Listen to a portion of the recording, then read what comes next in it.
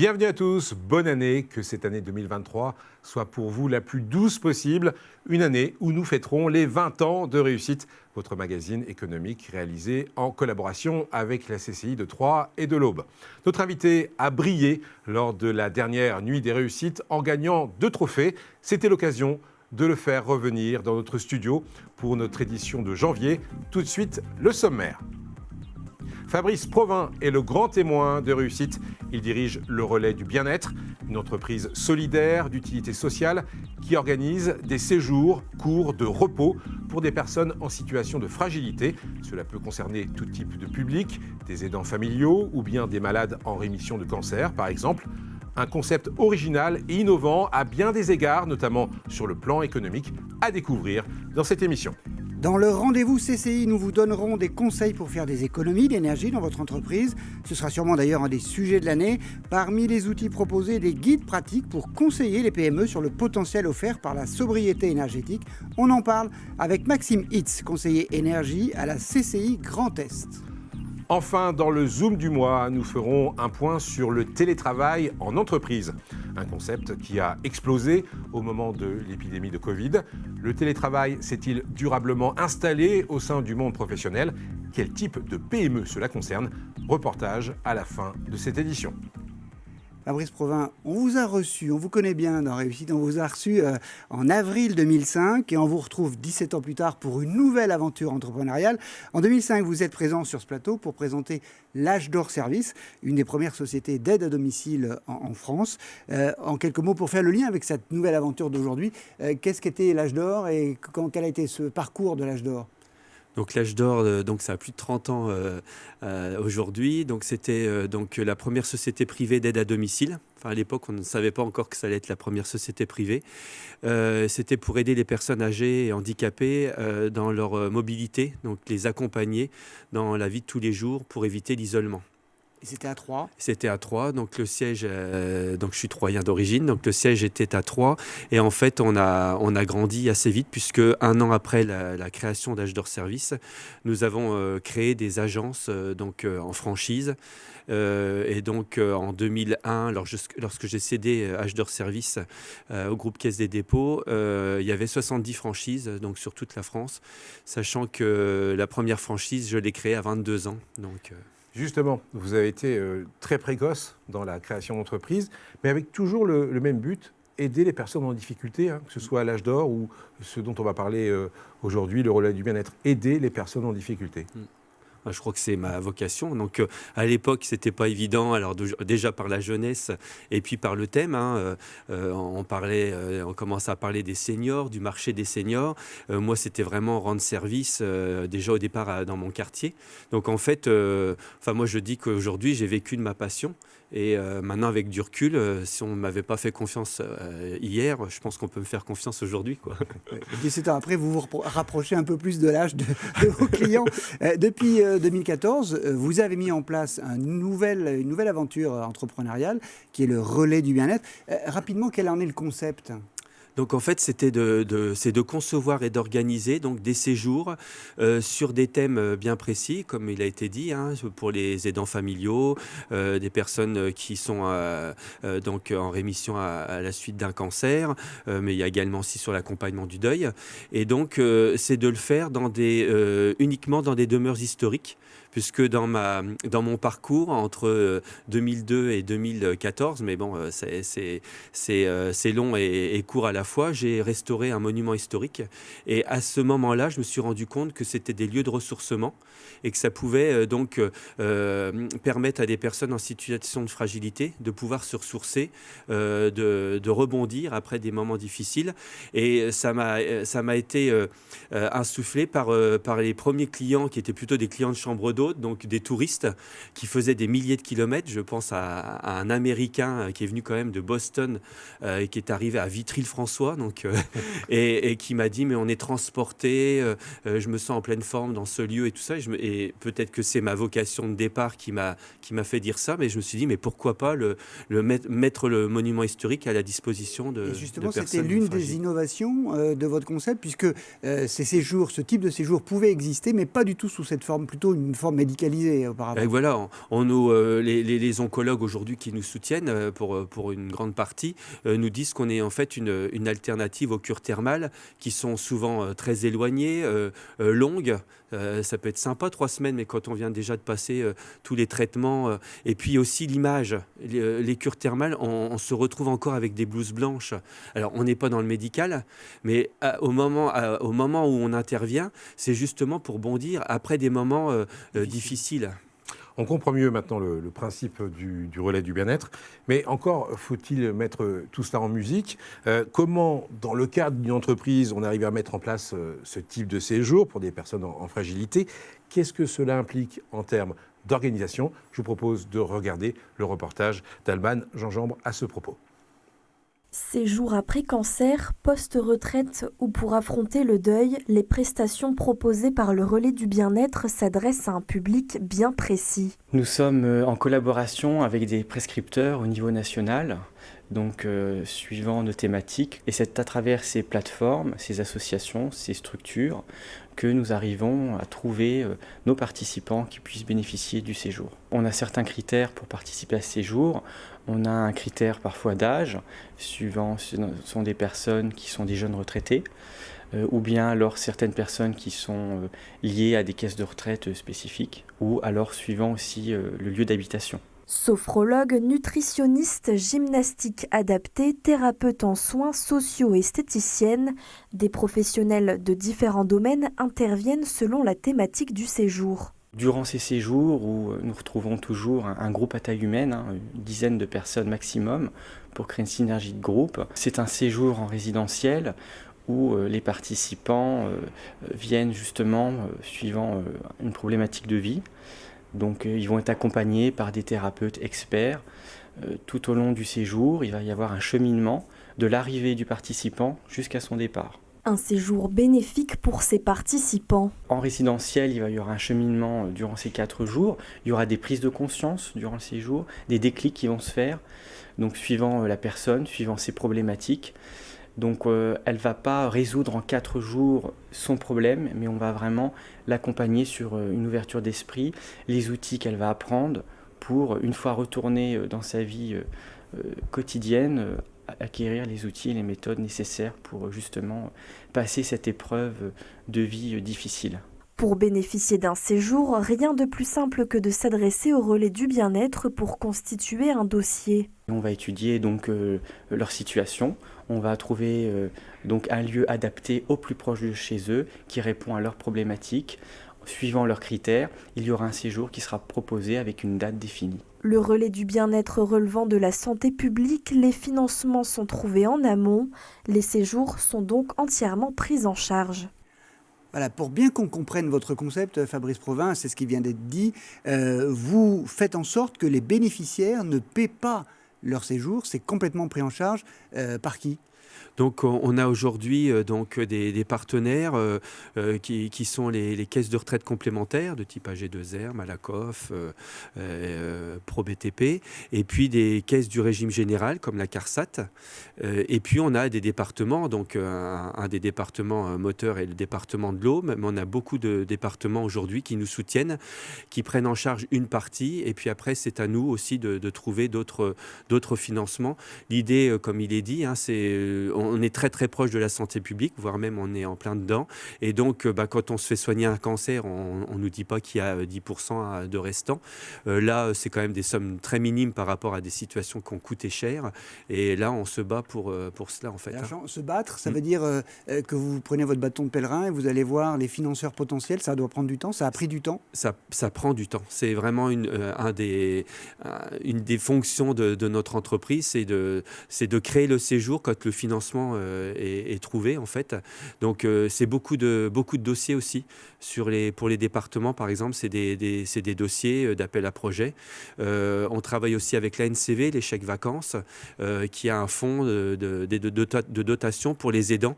Il faut savoir qu'on reçoit des aidants qui ne sont pas partis en vacances depuis 15-20 ans. Enfin, c'est hallucinant. Et là, j'allais dire, en quelques semaines, ils peuvent bénéficier de ce séjour, quoi. Comment vous recrutez justement vos bénéficiaires, si je puis dire? Et ils viennent d'où? Alors, il y a deux possibilités. Soit c'est le partenaire lui-même qui a déjà donc ses clients, ses adhérents, ses ressortissants. Le type même, c'est les caisses de retraite qui vont avoir dans leur fichier des personnes identifiées par des problématiques. Alors, pas dans le cancer, puisque bien sûr, c'est quand même... voilà. Mais mettons sur le deuil, une caisse de retraite, c'est techniquement à quel moment vous êtes en situation de veuvage, et elle va pouvoir vous écrire et vous proposer ce séjour. Et puis, justement, sur le cancer, nous avons des partenaires prescripteurs, donc cette fois-ci, de type la Ligue contre le cancer, ici à Troyes plutôt la Vie, enfin voilà, donc des associations qui, elles, vont identifier. Puis je vous le disais tout à l'heure, c'est aujourd'hui pour moi une grande fierté, c'est que des médecins, on a reçu il y a 15 jours, donc c'est très récent, une prescription médicale d'un médecin pour une personne pour venir faire le séjour des aidants familiaux en disant que c'était quelqu'un en situation de fragilité, qu'il fallait qu'elle fasse notre séjour, quoi. Donc, Alors, c'est une entreprise d'utilité sociale, mais c'est quand même une entreprise, ça n'est pas une association caritative. Quelques chiffres peut-être pour comprendre votre activité ou pour lui donner ce corps économique? Oui, donc là, par exemple, pour cette année 2022 qui vient de s'arrêter, on est à peu près à 700 000 euros de chiffre d'affaires, donc un résultat qui est juste équilibré, mais bon, on démarre en fait. Vous avez parlé tout à l'heure, il est vrai, de la création en 2014-2015, mais on a vraiment démarré un petit peu avant le Covid, en 2019. En 2015, on avait 2 séjours, et cette année, on a fait presque 60 séjours. Donc, Combien de salariés? Et là, on est passé de 2 à 7. Et qu'est-ce que ça vous apporte, le fait d'être labellisé, on l'avait rappelé en introduction, le fait d'être une entreprise solidaire d'utilité sociale, une ESUS? ESUS, donc c'est très récent, donc on n'a pas trop de recul. Mais par exemple, sur les appels à projets, il y a des appels à projets, si on n'est pas ESUS, on ne peut pas répondre. Donc, Vous disiez que vous étiez à l'équilibre. Justement, comment on arrive à être viable économiquement? Comment on arrive à se développer et être une entreprise forte et viable financièrement? Il faut multiplier les projets, comment faire? Alors déjà, j'ai quand même créé une entreprise bien avant. On fait en sorte déjà d'établir le bon prix. C'est-à-dire qu'on pourrait faire moins cher et puis après essayer de trouver des pseudo-subventions ou autres. Là, l'idée, c'est que les fonds qui nous sont apportés, c'est pour payer la prestation. Donc c'est pour payer la prestation qui est à son juste prix. Et là, aujourd'hui, clairement, on parle de changement d'échelle. C'est-à-dire qu'aujourd'hui, si on veut pérenniser ce qu'on a déjà fait, même si on est déjà quand même à l'équilibre, c'est de développer, mais de développer en gardant cette qualité. Et cette qualité, on est pratiquement sûr de la garder, parce qu'en fait, on n'est pas assis sur un endroit et puis quelques intervenants. Là, ce qu'on est en train de faire, c'est de trouver d'autres demeures historiques. Donc, on a déjà recensé une vingtaine de demeures historiques. Et dans les endroits où on trouve les demeures historiques, on essaye au plus proche de trouver les intervenants qui ont été évoqués, sophrologues et autres. Donc, on éparpille, j'allais dire, avec une charte de qualité pour maintenir la prestation. Donc, ce changement d'échelle dont vous parlez, c'est aussi un développement un peu partout en France pour proposer les séjours là où sont les bénéficiaires potentiels, c'est-à-dire un peu partout en France. C'est ça. C'est que là, aujourd'hui, c'est le clin d'œil, mais quand j'ai créé Âge d'Or Service en 90, rapidement, je me suis rendu compte que ce n'était pas un problème de notre ville, c'était un problème de société, l'isolement qui reste encore d'actualité, malheureusement.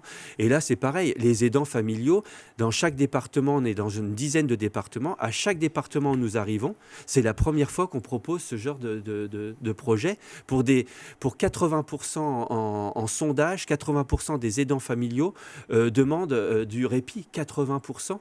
Et ce genre de séjour existe, mais très éloigné, plutôt aidant, aidé, donc proche malade, et 3 ou 4 dans la région, enfin en France. C'est pas du tout départementalisé, sachant que les aidants ont quand même parfois du mal à laisser leurs proches malades, et que là, ça leur donne une sécurité, ils sont pas très loin, tout en se ressourçant, quoi. Vous avez obtenu 2 trophées lors de la dernière nuit des réussites, le trophée de l'innovation et celui du public. C'est important pour vous, ce genre de récompense? Oui, alors en plus, en découpant les 2 trophées, le premier de l'innovation, on nous disait souvent, vous êtes innovant. Mais là, ce trophée nous a confirmé que l'innovation existait. Alors c'est sûr, quand on explique séjour, demeure historique, ça fait comme âge d'or, c'est le concept qui est innovant. On n'a rien inventé.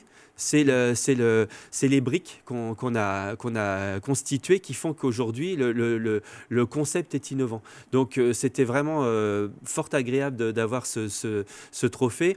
Le trophée du public, c'est très fort pour nous parce qu'en fait, on est quand même très petit encore. On pensait être balayé par certains de nos confrères qui étaient déjà des belles entreprises.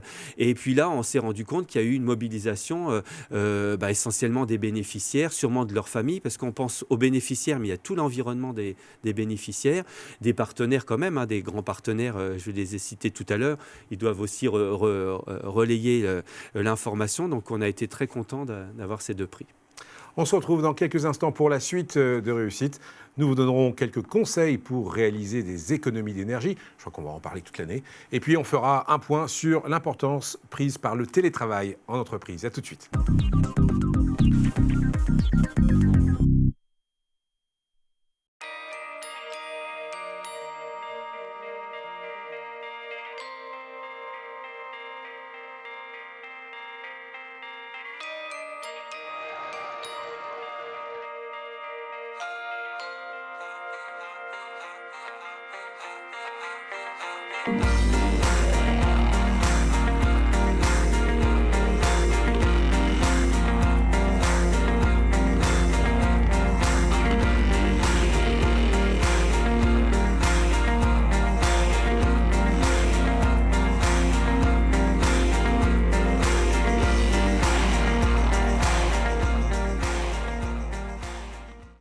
Batitol à Crenay, c'est un centre-service dédié aux artisans et agriculteurs, mais aussi aux particuliers. Batitol, c'est votre spécialiste dans les tôles bac acier et panneaux sandwich isolés pour toiture, bardage et leurs accessoires. Les aménagements intérieurs de bâtiments sur mesure, les abris de jardin, garages et locaux extérieurs isolés. L'équipe de Batitol étudie tous vos besoins, vous conseille et vous propose des produits précis et adaptés. Contactez-nous, Batitol à Crenay, Zac des Sources, 03 25 43 10 10.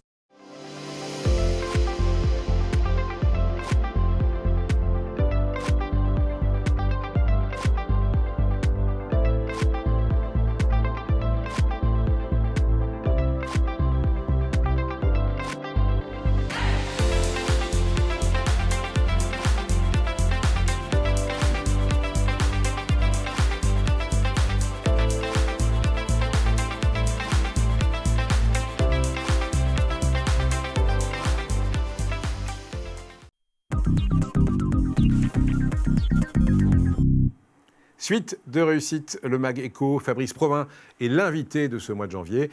Il dirige le Relais du Bien-être, une entreprise solidaire d'utilité sociale qui propose des séjours courts de repos pour des personnes en situation de fragilité. Bruno, on va passer au rendez-vous CCI et ce sera un peu le fil rouge de l'année. On va parler d'économie d'énergie. Oui, en effet, Fabrice, ce sera une préoccupation majeure des entreprises cette année et donc un axe fort de l'accompagnement des CCI. Dans ce cadre, la CCI Grand Est travaille sur le programme Noé pour Nouvelle Économie Efficace en Carbone. Ce programme financé par l'ADEME et la région permet aux CCI de proposer gratuitement aux entreprises un panel d'actions et de conseils pour les aider à réduire leur consommation d'énergie. Je vous propose d'écouter les explications de Maxime Hitz, conseiller énergie à la CCI Grand Est.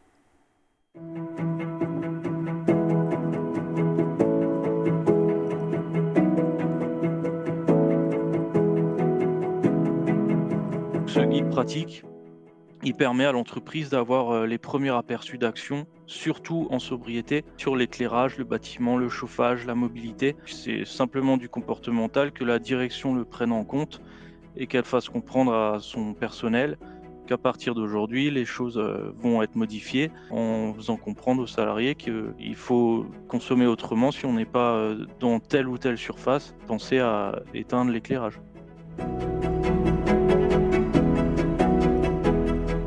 Dans l'industrie, cela se résume par le bâtiment, par exemple en améliorant son efficacité via la laque solaire sur la toiture, en entretenant ses puits de lumière afin d'augmenter l'apport de luminosité naturelle, et donc ne pas consommer d'éclairage ou encore en isolant le bâtiment qui est un investissement pur. Cela se résume par les utilités. Par exemple, si je dispose d'une cuve d'eau chaude au gaz, je peux y intégrer des solutions de récupération de chaleur. Cela se résume aussi en troisième lieu au process, avec notamment l'optimisation des moteurs électriques, puisqu'aujourd'hui dans l'industrie on évalue à 35% des installations qui sont évaluées comme surdimensionnées.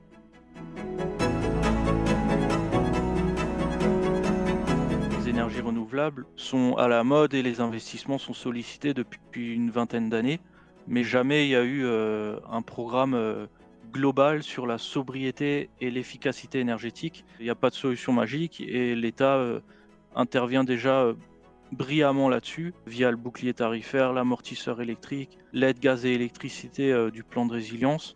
Les dirigeants d'entreprise n'ont pas forcément le temps ni les compétences en matière de gestion de l'énergie, donc n'hésitez pas à faire appel à un conseil indépendant comme les CCI. Cette crise est un accélérateur finalement dans la transition et contribuera à construire un avenir plus autonome pour l'entreprise. Et après les économies d'énergie, on va parler télétravail dans le Zoom du mois. En 2021, en moyenne, chaque semaine, un salarié sur 5 a télétravaillé, selon l'INSEE. Un chiffre qui montre que le télétravail est en train de s'installer durablement dans le monde économique. Mais dans quelle proportion et au sein de quelles entreprises? Réussite a voulu faire le point dans l'Aube avec ce reportage signé Marie Urpo. L'appel visio n'a plus aucun secret depuis la crise sanitaire. La plupart des entreprises ont adopté le télétravail. Auparavant, le télétravail était plutôt concentré sur les grosses villes et plutôt dans les grandes entreprises qui avaient des habitudes sur la négociation avec les partenaires sociaux et qui avaient déjà mis en place des éléments particuliers sur les conditions de travail. Et maintenant, ça s'est réellement démocratisé et on le rencontre maintenant pour tout type d'entreprise. On a des métiers sur lesquels le télétravail est très présent. La fonction publique et parapublique est l'un des gros consommateurs de télétravail. À Troyes, chez Petit Bateau, un accord a été acté entre l'entreprise et les partenaires sociaux. Qui est vraiment un accord de télétravail à la carte pour nos salariés, qui peuvent bénéficier entre 1 et 12 jours de télétravail par mois. Ils ont la possibilité dans un outil, donc un système d'information, d'aller faire des demandes de jours de télétravail, comme on peut faire des demandes de congés. Si sur une semaine, ils souhaitent avoir 2 jours de télétravail, sur la semaine suivante, un seul, etc., c'est complètement modulable en fonction des besoins. Actuellement, 30% des employés de l'entreprise textile profitent du télétravail. En fait, j'habite à 30 km de Troyes, donc ça m'évite beaucoup d'allers-retours, de trajets. Et puis, je trouve que j'ai un équilibre vie professionnelle et vie perso mieux équilibré. Je pense que je suis plus productive pour certaines tâches. Je suis moins dérangée en fait à la maison. Donc je peux couper le Teams ou les mails si besoin pour me concentrer sur un sujet. Cette manière de travailler comporte de nombreux atouts, tant pour l'employeur que pour l'employé. Ça contribue vraiment au bien-être et aussi du coup à la performance, parce qu'un salarié qui se sent bien est également engagé et du coup on gagne en productivité sans que ce soit forcément l'objectif principal. Mais certains ne souhaitent pas faire de télétravail. 10% aussi de nos salariés choisissent de ne pas en faire du tout. C'est essentiellement par rapport à l'isolement chez soi. Certains salariés ressentent également comme le manque de communication manque également une manque de reconnaissance. Donc du coup, c'est sûr qu'on n'a plus le manager qui est à côté, on n'a plus les collègues qui sont également là pour soutenir dans les moments difficiles. La plupart des entreprises ont mis en place le télétravail. Un cadre législatif est à respecter. C'est un outil qui ne peut pas être imposé ni par l'employeur ni par l'employé. Vous êtes 7 dans votre entreprise, Fabrice Provin. Vous pratiquez aussi le télétravail ? Non, il y a une personne qui vient un peu moins souvent au bureau. Il y a une activité, nous, qui est, donc, comme vous l'avez compris, sur les appels à projets. Donc, il y a beaucoup de travail de secrétariat et qui peut éventuellement se faire en télétravail. Par contre, sur le terrain, nous sommes au centre, l'humain est au centre de l'humain. Donc là, tout le monde est présent. Tout le monde est là au relais, en tout cas. Ouais. Merci Fabrice Provin, on se donne rendez-vous dans 17 ans pour votre 3e idée d'entreprise que vous aurez encore développée. Hein, oui, on est prêt ? Si on est aussi en forme que... Oui, c'est ça. Oui, ça va aller. Merci en tout cas, on se retrouve le mois prochain pour de nouvelles découvertes économiques. Tout de suite, l'agenda de la CCI pour terminer.